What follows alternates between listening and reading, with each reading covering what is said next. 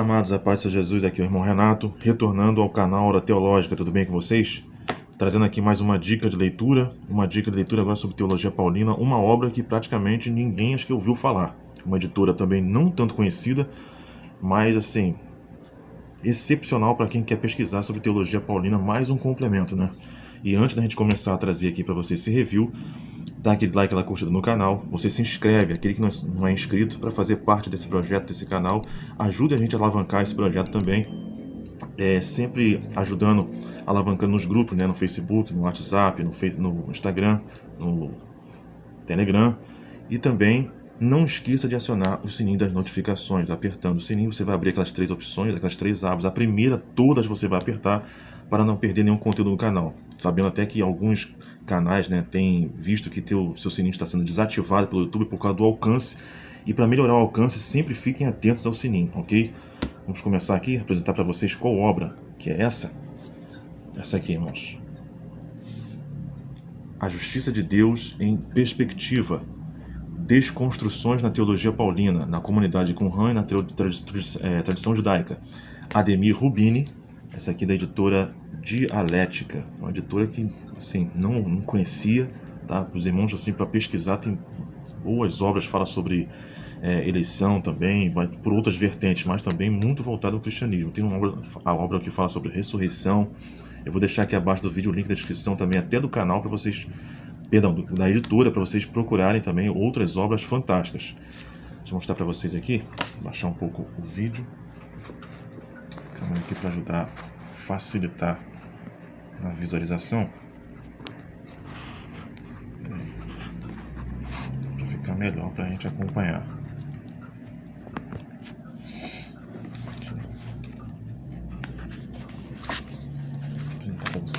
Deixa eu colocar melhor aqui o posicionamento da câmera.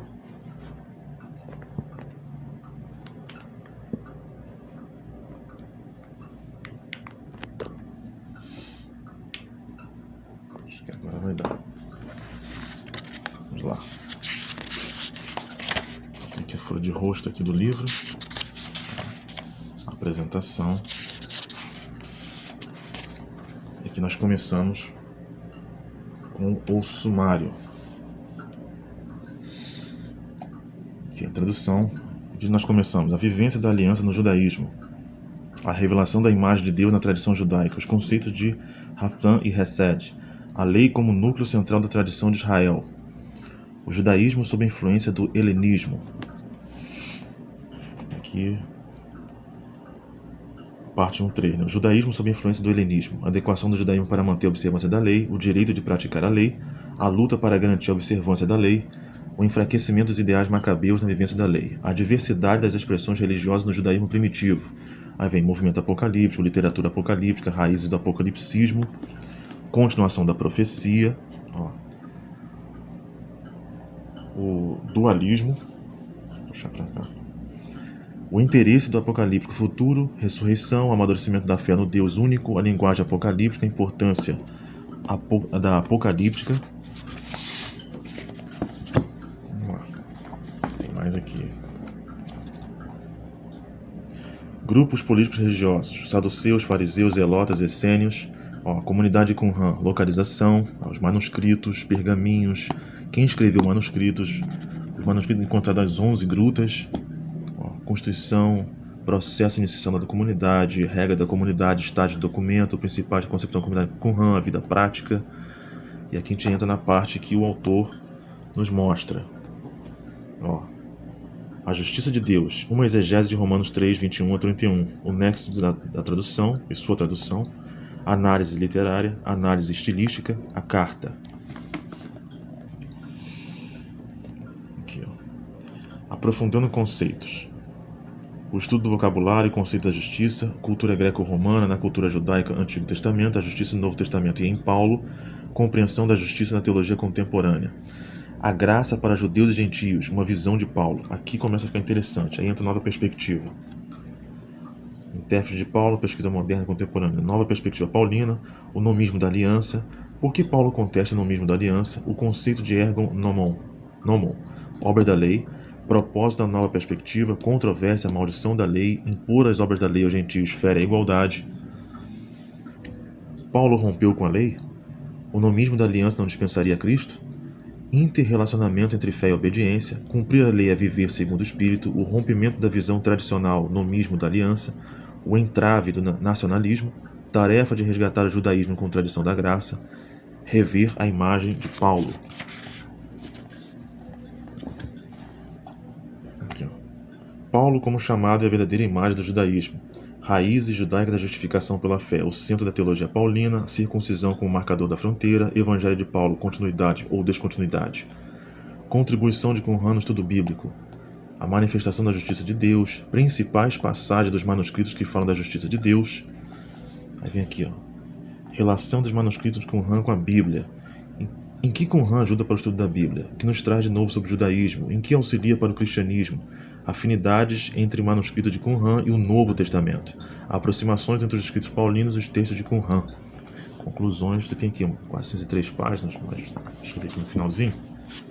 Quantas páginas tem? Aqui, praticamente você tem aqui 410 páginas, tá? Ou mais, ó. 400... Lembrando aqui nas folhas amarelas, tá? Ó, 414 páginas. Folha amarela, qualidade altíssima. Tá? Deixa eu ler aqui 2 trechos para vocês. Um tá aqui em... acho que é 211.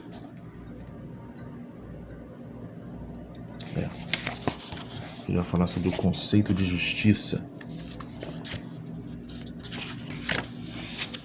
Muito boa isola, né? Ó, folha amarela, mas não é aquela folha jornal não, pesada não, aquela folha de muito boa qualidade. Aqui, ó. Essa parte é muito interessante, vamos fazer essa leitura aqui, ó. A pergunta é: anularmos, pois, a lei por causa da fé? Não, ao contrário, a consolidarmos.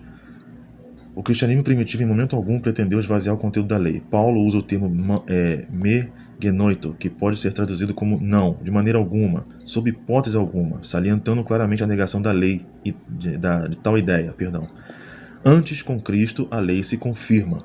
Porém, Paulo precisou fazer uma releitura da lei, retornando às fontes que a inspiraram. Ele não estava interessado em defender posição legalista de lei, no sentido de ser a única expressão válida da fé, mas uma compreensão espiritual dela. Em primeiro lugar, Paulo deixa claro que a lei nunca teve e nunca terá força de salvação, removendo a pretensão alimentada por correntes do judaísmo de que pela obediência à lei o ser humano poderia alcançar a justiça de Deus.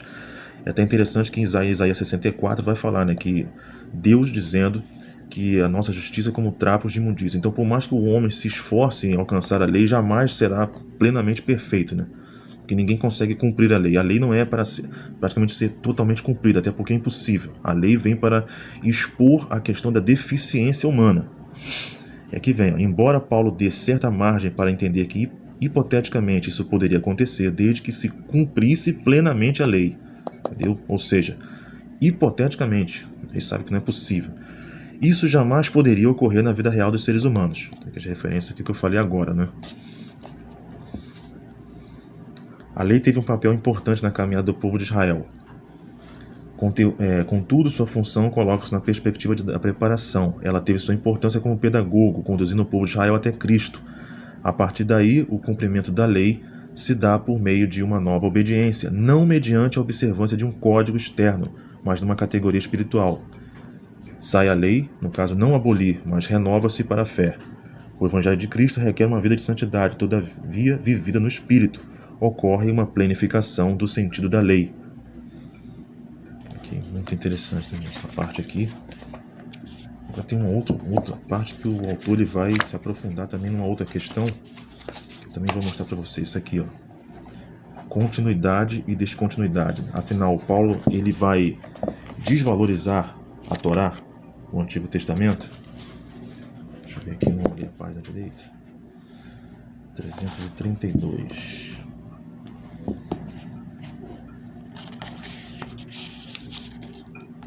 Aqui, ó. Isso aqui também está muito em debate hoje. Continuidade e descontinuidade. Uma das questões que aparece nas atuais discussões sobre a teologia de Paulo é a compreensão que ele teve da relação entre Antigo Testamento e Novo Testamento, entre as promessas de Deus, presentes na tradição judaica, e o evento Jesus Cristo. Seu evangelho foi uma continuidade das expressões que Deus tinha dirigido a Israel, ou foi uma ruptura total com o passado? Os debates incluem o quê? Se Paulo está praticamente não aderindo à lei e ensinando para não aderir à lei, ele está querendo criar uma ruptura. Se Jesus cumpriu a lei, não aboliu, e o foco da pregação de Paulo é Jesus Cristo, então, naturalmente, ele não está abolindo. Jesus é colocado como continuação das grandes figuras. Olha isso aqui. Ele é a tipificação, né? O Antigo Testamento vai ser clareado com a vinda de Cristo. Como Abraão, Moisés e profetas, cumprindo as promessas que Deus tinha feito, ou foi algo totalmente novo numa perspectiva apocalíptica, uma irrupção escatológica ou uma nova criação?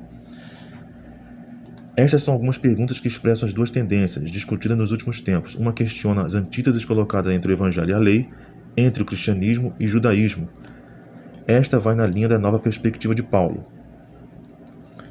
A outra tendência vai contra a desapocaliptização, do Evangelho de Paulo, enfatizando a descontinuidade entre o Antigo e o Novo.